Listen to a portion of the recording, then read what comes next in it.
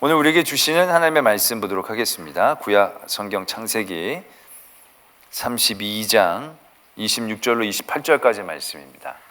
제가 가진 구약 성경 50면에 있는 창세기 32장 26절로 28절까지의 말씀. 제가 26절로부터 말씀 봉독드립니다. 그가 이르되 날이 세려하니 나로 가게 하라. 야곱이 이르되 당신이 내게 축복하지 아니하면 가게 하지 아니하겠나이다. 그 사람이 그에게 이르되 내 이름이 무엇이냐? 그가 이르되 야곱이니이다. 그가 이르되 내 이름을 다시는 야곱이라 부를 것이 아니요 이스라엘이라 부를 것이니 이는 내가 하나님과 및 사람들과 겨루어 이겼음이니라. 아멘. 하나님의 말씀입니다. 하나님께서 천지를 창조하시고 아담과 하와를 만들어 주셨습니다. 그리고 인간의 역사가 시작이 됩니다. 인간의 역사가 시작이 되어지면서 또 시작된 역사가 있습니다. 그건 의로움의 역사도 아니고 거룩함의 역사도 아닙니다. 안타깝게도 인간의 역사와 함께 죄의 역사가 시작이 된 겁니다. 아담과 하와가 불순종으로 죄를 저지르고 그 다음에 가인이 죄를 저지르고 창세기 6장에 보면 사람들이 땅에 번성했다라고 적고 있습니다. 사람들이 번성해지면서 아름다운 일들이 넘쳐나고 기쁜 일들이 넘쳐난 게 아니라 6장은 이렇게 적고 있습니다. 땅에 죄가 가득 찼다. 사람들은 악한 것들만 생각했다. 그래서 하나님은 그들을 창조하신 것을 후회하셨다. 말씀은 그렇게 적고 있습니다.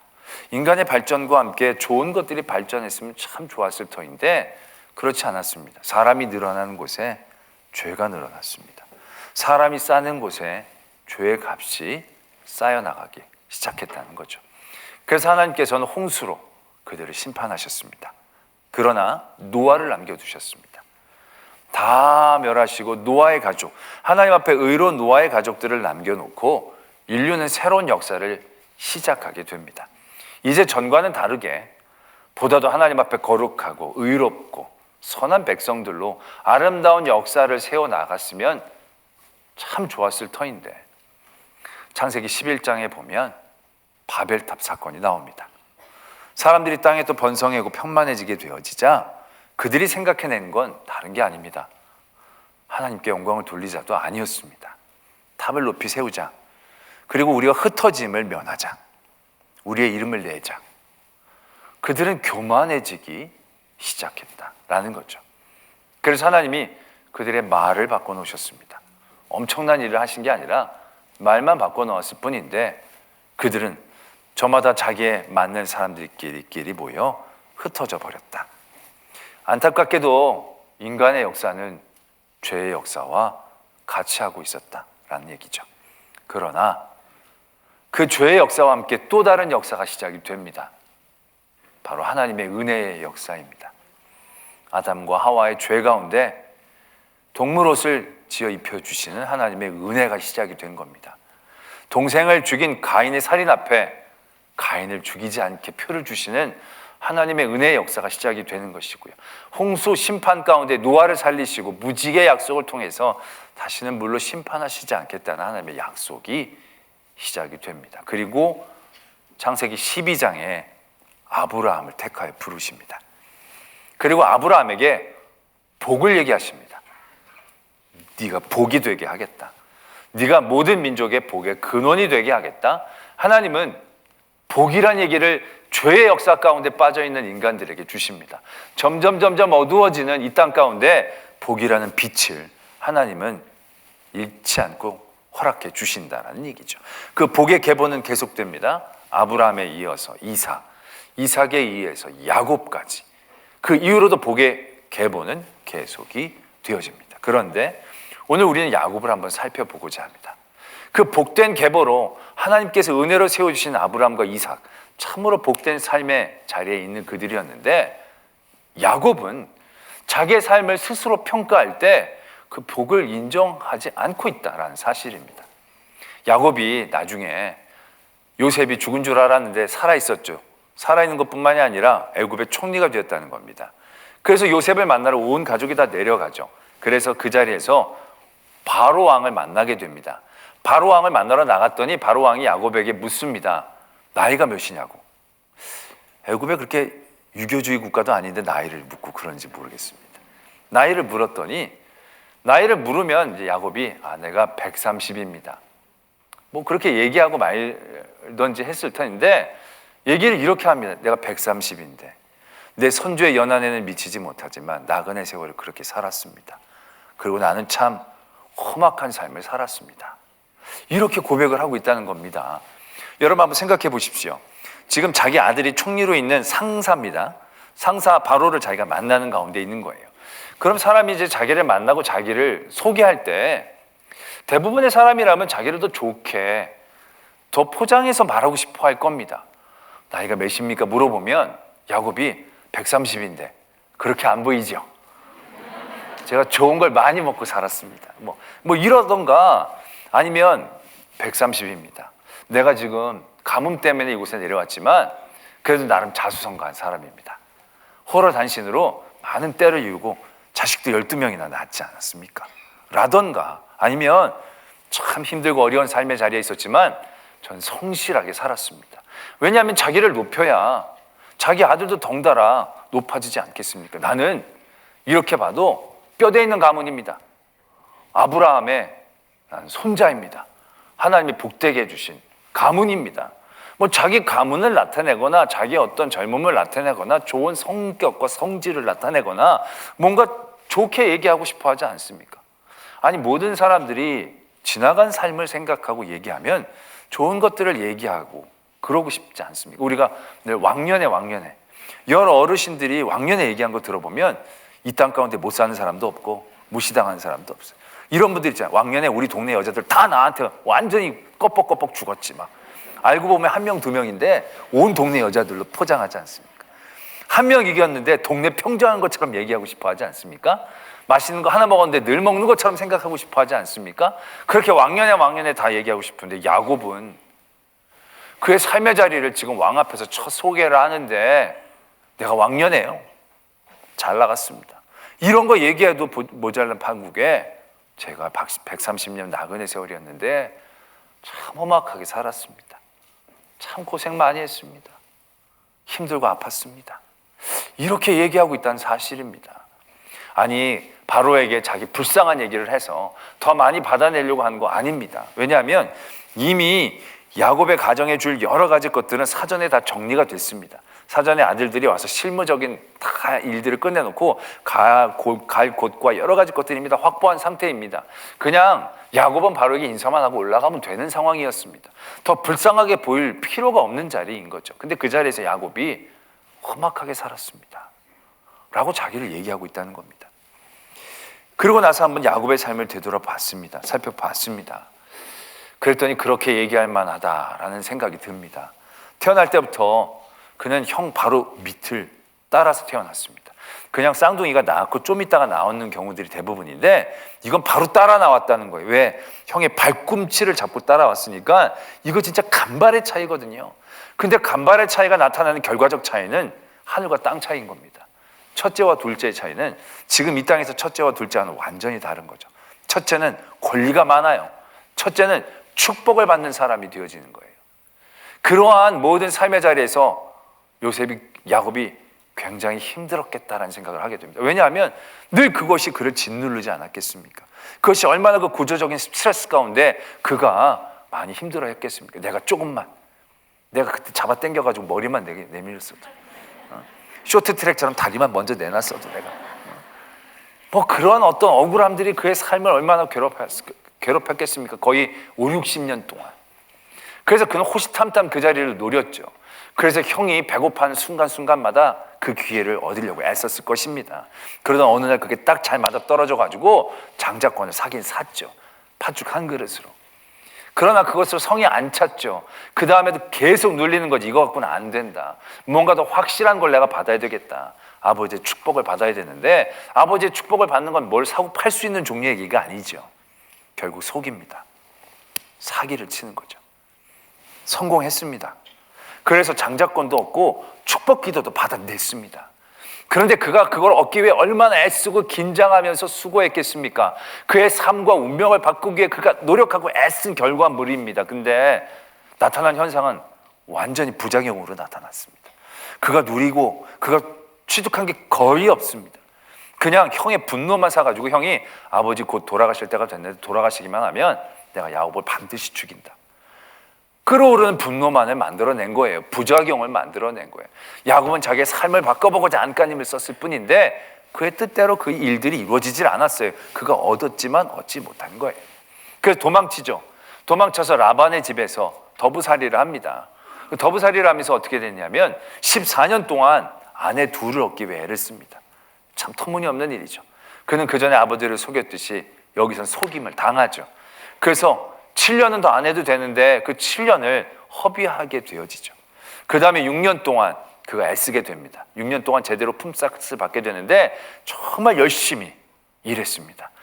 라반의 양도 돌보면서 자기의 양도 돌보면서 정말 열심히 일을 해서 그가 조금씩 더 부자가 되어지기 시작합니다. 그가 노력해서 얻은 부였는데 이게 이상한 방향으로 상황이 바뀌게 되어집니다.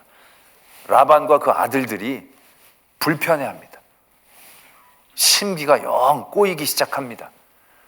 위기감을 느끼게 됩니다. 그래서 결국 그 어린 자녀들과 함께 그 양떼를 데리고 야밤 도주를 하게 되죠. 에서를 만나는 모든 우여곡절을 잘 넘어갑니다. 그래서 세겜성에서 사는데 세겜성에서도 편치 않았습니다. 그 땅에 족장과 문제가 생겨가지고 또 두려움 가운데 그러한 삶을 살았던 게 야곱이에요. 어떻게 보면 그렇게 순탄하고 평탄한 생활들이 뜨문뜨문 있을 수밖에 없었던 그런 야곱. 그래서 내가 험악하다라고 얘기할 만도 하다라는 생각들을 해보게 됩니다. 그러나 그의 험악함은 더 있습니다. 그의 삶이 기쁜 적은 없었던 것 찾아봤더니 기쁜 적도 있긴 있었어요. 언제였냐면 그가 라헬을 위해서 일했던 때. 처음 내려갔을 때 외삼촌이 공짜로 일하지 말고 품삯을 받아라고 얘기했을 때 야곱이 이렇게 해도 내가 라헬을 주십시오. 그랬더니 7년 동안 일해라. 그래서 7년 동안을 일했는데 그때 성경이 뭐라고 적고 있느냐면 7년을 수일처럼 여겼다는 거예요. 왜? 라헬을 너무 사랑하니까. 아마 그 7년의 세월은 그에게 너무나도 꿈같고 달콤한 시간이었을 것입니다. 7년의 그 세월이 수일처럼 여겨질 정도로 너무나도 행복한 시간이었을 것입니다.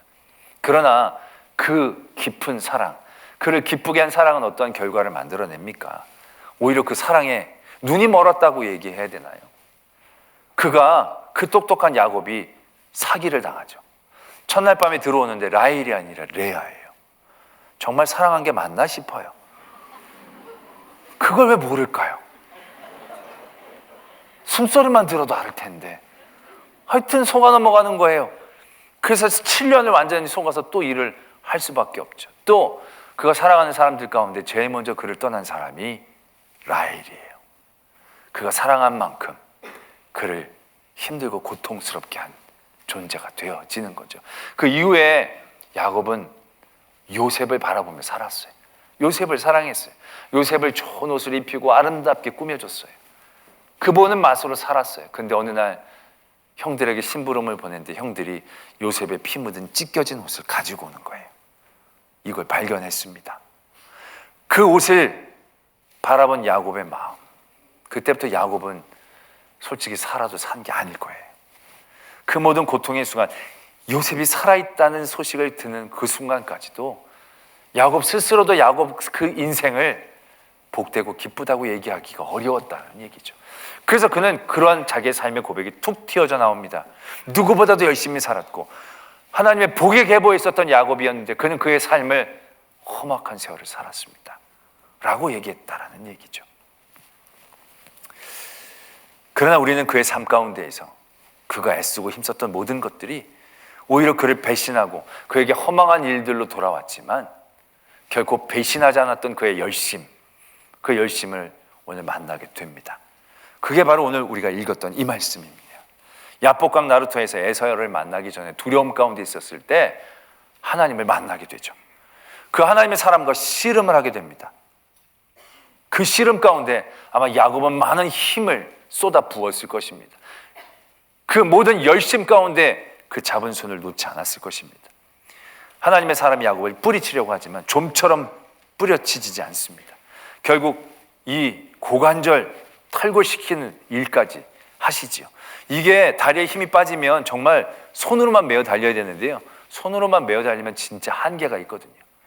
다리에 힘을 잃으면 아무것도 못하는 겁니다. 그러나 그럼에도 불구하고 야곱은 그 손을 놓지 않습니다. 그의 이 열심이 하나님의 마음을 감동시키시죠.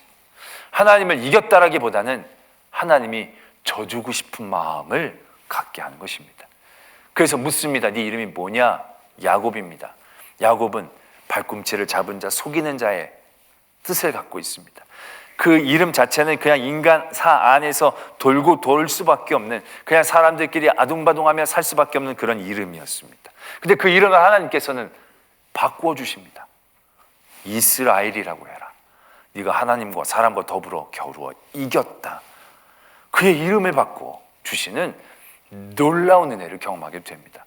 솔직히 이 은혜는 야곱 스스로도 인식하지 못했고, 이것이 그의 삶 가운데 아주 큰 격변을 일으키거나 큰 수혜물을 준 건 아닙니다. 그 다음에 에서를 만날 때 무사히 넘어갔지만, 이것 때문에 무사히 넘어갔는지, 그가 선물을 나누어 많이 보냈기 때문에 넘어갔는지 솔직히 구분하기 쉽지 않은 상황에서 그의 상황 가운데 이름이 바뀌었다고 크게 바뀐 건 없었습니다. 그러나 그의 뜻과 그의 생각과 그의 판단과는 다르게 그의 삶 가운데 모든 열정과 노력과 애씀 가운데 헛되어지지 않은 한 가지, 그게 바로 이 사건이었다는 겁니다. 그가 장자권을 얻기 위해 애쓰고 노력했습니다. 축복을 받기 위해 속이기까지 했습니다. 돈을 더 잘 벌기 위해 불철주야 노력하면서 돈을 벌었습니다. 그러나 그 모든 것들은 어떠한 결과로 그에게 다가왔습니까?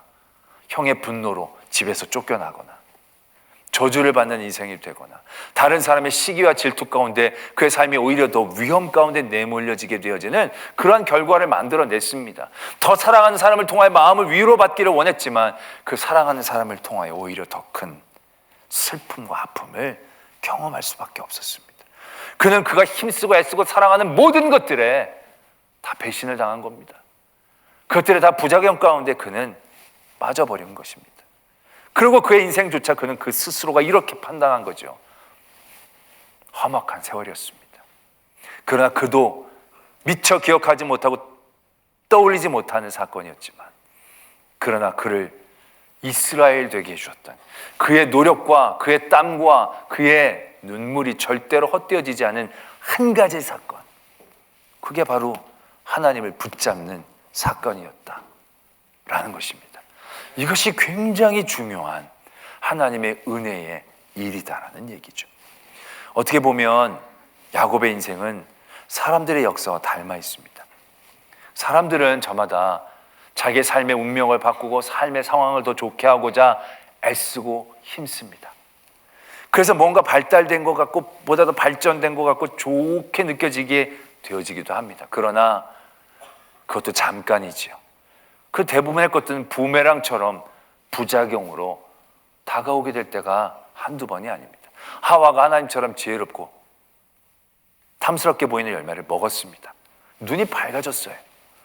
첫 번째 현상까지는 좋아졌는데 그 다음에 눈이 밝아진 것으로 인해서 그에게 돌아온 것은 무엇이었습니까? 눈이 밝아져서 모르는 것을 알게 되고 더 행복하게 되어지고 자신감이 생기게 된 겁니까? 그게 그렇지가 않았어요. 눈이 밝아졌는데 엉뚱한 게 더 잘 보이는 거예요. 안 봐도 되는 게 보이는 거예요. 그러면서 더 두려운 거예요. 더 부끄러운 거예요. 더 수치스러운 거예요. 자기 인생에 걸림돌 되는 아벨만 없애면 자기의 길이 탄탄대로일 줄로 알았어요. 근데 결국 자기 인생의 걸림돌인 아벨을 죽인 가인은 길을 잃었어요.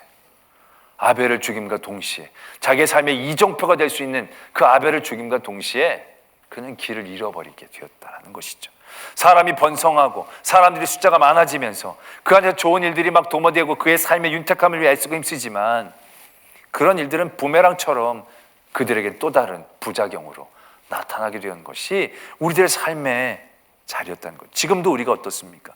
우리가 윤택하게 누리는 이 모든 것들, 우리 이 모든 것들 때문에 이 얼마나 큰 문제를 지금 맞닥뜨리고 있습니까? 환경이라는 문제. 우리는 우리가 덥기 위해서, 따뜻해지기 위해서 불을 뗐습니다. 우리가 시원해지기 위해서 무엇인가를 태워야 했습니다. 우리가 배부르기 위해서 여러 가지 것들을 채취하고 잡아야 했습니다. 그러나 결국 그런 것들이 하나하나 쌓여서 우리에게 다 좋을 줄로 알았죠. 근데 그것이 우리에게 얼마나 엄청난 부작용으로 다가오고 있는지 이제 우리가 피부로 느끼고 있지 않습니까? 인간의 삶은 그것과 닮았습니다. 야곱의 삶과 닮았습니다.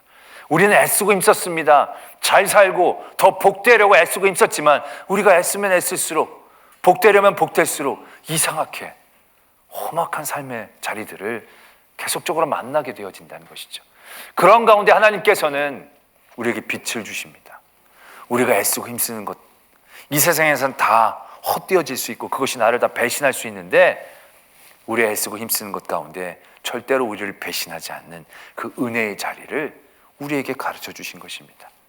그 자리가 어떤 자리입니까? 바로 야복강 나루토의 야곱의 이 자리입니다. 이 자리는 어떻게 보면 당장 무엇인가를 누리는 것 같아 보이지는 않습니다. 나의 삶의 환경이 확 바뀐 것 같은 누림은 없습니다.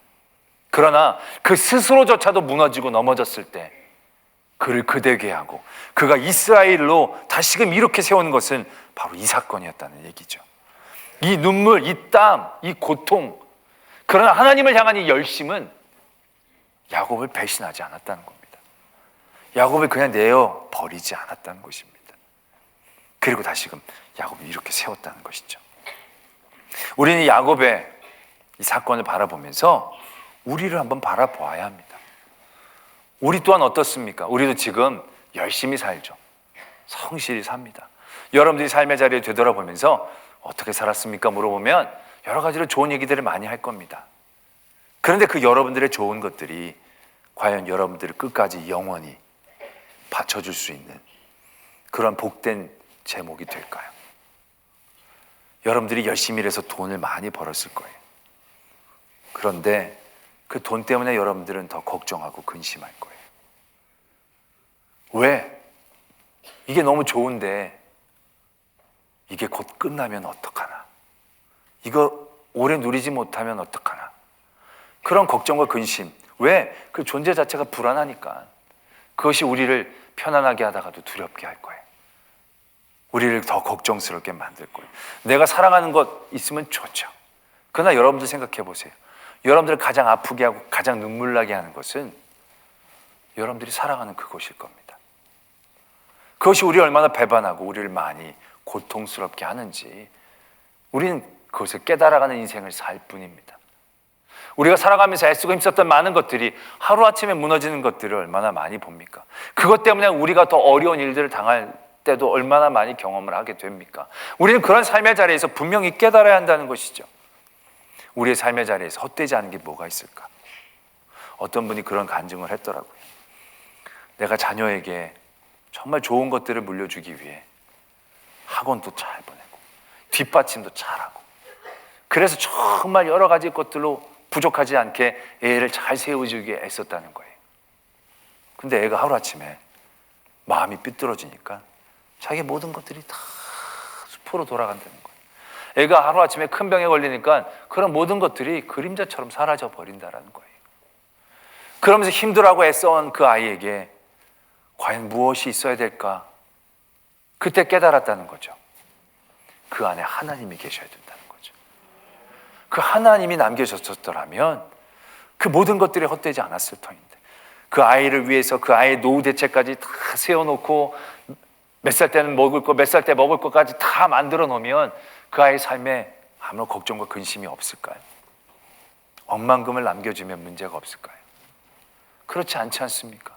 우리의 인간적인 노력들이 오히려 그것 때문에 애가 타락하고 그것 때문에 우리가 병들고 죄짓고 그러한 경우들이 얼마나 이 세상 가운데 많은가를 우리는 분명히 인식해야 된다는 거죠. 그런 가운데 우리가 정말로 헛되지 않은 우리의 열심과 노력, 우리의 눈물과 땀이 부어질 곳이 있다면 야복강 나루토에서 하나님을 붙잡고 있는 이 야곱의 모습일 것입니다. 당장에는 어떤 효과가 느껴지지 않을지라도 이 시간만큼은 절대로 사라지지 않는 시간입니다. 하나님이 기억하고 계시기에 하나님의 기억은 그 어떤 것들로 변개하거나 빼앗거나 사라지게 할 수 있는 것이 아니기 때문에. 왜요? 하나님은 신실하신 하나님이시니까. 때문에 우리가 하나님을 향한 열심, 그 시간만큼은 우리를 배신하지 않는 것입니다. 하나님을 붙잡는 그 눈물만큼은 우리를 아프게 하지 않을 것입니다. 이 세상의 애씀과 수고는 그 결과가 어떨지 우리는 가늠할 수가 없어요. 그러나 확실하게 얘기할 수 있는 건 하나님을 붙잡고 있는 이 손. 그래서 하나님이 우리에게 약속해 주신 그 약속, 그건 내가 인정하지 못하고 내가 기억하지 못할지라도, 내가 내 삶을 험악한 삶이라고 고백했을 그때에도 나를 복의 사람으로 일으켜 줄 수 있는 가장 유일한 가치가 되어진다라는 것입니다. 예수님도 또한 그랬습니다. 예수님이 이 땅에 살면서 얼마나 아름답고 멋있고 또한 각광받는 삶이 있었습니까? 많은 사람들이 예수를 왕이라고 칭송했던 그 수없이 많은 그 찬양과 찬송들, 근데 그것이 얼마나 덧없습니까? 순식간에 변질하지 않습니까? 예수님이 고쳤던 병자들이 얼마나 많습니까? 근데 예수님이 십자가에 달리셨을 때 내 눈을 뜨게 해주신 분입니다. 나를 살리신 분입니다. 나를 아껴 주신 분입니다. 이분은 그런 분이 아닙니다. 막아선 사람이 한 사람이라도 있었습니까? 그런 놀라운 하나님의 기적과 능력으로 그들을 세워지고 아름다운 일들을 쌓아나갔지만 그 일들 가운데 예수님을 지켜준 건 아무것도 없습니다. 그렇게 떡 얻어먹고 물고기 얻어먹었던 사람들이 다 어디 간 겁니까 도대체? 아무도 나서주질 않습니다. 예수님은 홀로 십자가를 지고 억지로 십자가를 짊어지는 한 사람, 그 사람의 도움을 받고 외롭게 그 길을 가시는 거죠. 그러나 예수님이 그 모든 삶의 자리에서 그의 삶을 가장 가치 있게, 가장 헛되지 않게 만들었던 힘은 어디에 있습니까? 하나님께 흘렸던 눈물이죠. 하나님께 흘렸던 땀입니다. 하나님의 말씀을 순종하렸던 그의 각오와 결단입니다. 그거는 변하지 않았습니다. 그건 배신하지 않았습니다. 그 하나님을 향한 그의 결단이 그의 모든 걸음들을 걸어나갈 수 있게 하는 가장 큰 힘이 되었다는 것을 우리는 분명히 기억해야 한다는 것입니다. 오늘 야곱의 모습을 통해서 하나님은 복된 사람의 모습, 그 복된 사람이 그 복을 지켜내기 위해 애쓰고 힘써야 될 그 자리를 만들어주시고 알려주십니다. 그 자리는 장자권을 빼앗고 축복 기도를 받기 위해 속이고 빼앗고 사고 팔고 열심 내는 그 자리가 아닙니다. 그 자리는 하나님을 붙잡는 이 자리이다 라는 것입니다. 다른 것이 헛되니까 하지 말라는 얘기, 사랑하면 더 상처받으니까 사랑하지 말라는 얘기 아닙니다. 그 모든 것에 하나님이 있어야 헛되어지지 않습니다. 예수님이 누구를 낫게 하고 먹인 게 헛된 일이 된 건 아닙니다. 왜요? 그들을 위해, 예수를 위한 일이 아니라 하나님을 위한 일일 때, 제자에게 배신을 당했을 때 많이 아파하지 않으셨습니다. 왜요? 그에게 바란 게 아니고 그에게 주고자 했기 때문에. 그래서 예수님이 예수님 되실 수 있었고 하나님의 성도가 그런 삶을 살기를 원하고 계신다라는 것입니다. 오늘 여러분들이 힘쓰고 애써야 될 것이 헛되지 않고 정말로 요즘 말하면 아주 헛되어지지 않을 가장 큰 투자처는 다른 데가 아닙니다. 하나님입니다. 여러분들 자녀에게 가장 좋은 것들, 변하지 않은 것들을 물려주고 싶다라고 한다면 그건 다른 게 아니어야 합니다. 하나님이셔야 합니다. 그 야곱의 복된 삶, 험악한 세월을 살았다고 스스로는 고백하지만 복된 사람으로 올려주셨던 그 하나님의 은혜의 시작이 바로 여기에 있음을 깨닫고 이러한 열심으로 우리의 삶을 도전할 수 있는 저와 여러분들이 되어지기를 소망합니다. 말씀을 생각하며 함께 기도하겠습니다. 여러분들은 무엇을 위해 애쓰고 힘씁니까? 여러분과 애쓰고 힘쓴 것 때문에 더 상처받은 적 없습니까? 너무나 애쓰고 힘썼는데 하루아침에 숲으로 들어간 거 많지 않습니까? 세상의 것은 다 그와 같습니다. 그러한 노력과 그러한 애씀은 우리의 삶을 더 괴롭고 고통스럽고 억울하게 만들 뿐입니다. 그래서 우리는 야복강의 야곱의 자리에 서야 합니다. 헛되어지지 않는 그 자리, 절대로 배신하지 않는 그 자리, 가장 나를 나되게 세울 수 있는 가치 있는 그 자리에 서게 되어야 합니다. 그래, 하나님을 향한 열심, 그 열심에 더욱더 애쓰고 힘쓰길 바랍니다. 그 열심이 결국은 우리의 자산이고 우리의 복이고 우리의 승리가 되어질 것입니다. 야복강에서의 야곱의 그 손을 주시옵소서, 그 간절함을 주시옵소서, 그리고 하나님만을 바라보게 주시옵소서, 그 승리의 자리에 서게 해 주시옵소서. 이러한 기도의 제목으로 하나님 앞에 나아가겠습니다. 아버지 하나님, 헛된 것에 우리 힘과 능을 너무 많이 썼습니다. 그것으로 인하여 기뻐도 했지만 우리 이내 곧 지루했고 실망했고 허전했습니다. 세상의 여러 가지 것들 가운데 힘쓰고 애쓴 것들이 얼마나 헛된 것인가를 깨닫게 하여 주시옵소서. 그리고 우리를 배신하지 않은 하나님의 사랑을 의지합니다. 우리가 하나님 앞에 흘렸던 눈물과 열심과 땀은 절대로 헛되어지지 않고 하나님이 기억하시고 이렇게 세워주신 이유가 되어줄 것입니다. 하나님 아버지, 하나님을 향하여 흘리는 우리의 눈물과 땀이 쌓이게 하여 주시옵소서. 그것은 하나도 헛되어지지 않고 기억하여 주시고 또 우리를 붙잡아 주시는 이유가 되어질 줄로 믿습니다. 그 땀과 눈물과 우리가 하나님을 향한 열정은 부족하여 넘어진 우리일지라도 하나님이 져주기를 원하시는 그 이유가 되어질 줄로 믿습니다. 하나님, 야곱 같은 우리가 이스라엘이 되기를 소망하오니 야곱이 야곱 되기 위해 애썼던 그 모든 삶의 자리에서 떠나 오늘 야복강 나루터에서 하나님을 붙잡는 그 자리를 회복하게 하여 주시옵소서. 그 자리를 통하여 다시금 우리가 우리의 삶의 자리에 낭망하고 절망할 때에도 너는 이스라엘이다, 일컬음을 받는 자라고 다시금 이렇게 세워주신 하나님의 은혜의 자리에 서게 하여 주시옵소서. 믿사오며 예수 그리스도의 이름으로 기도드립니다. 아멘.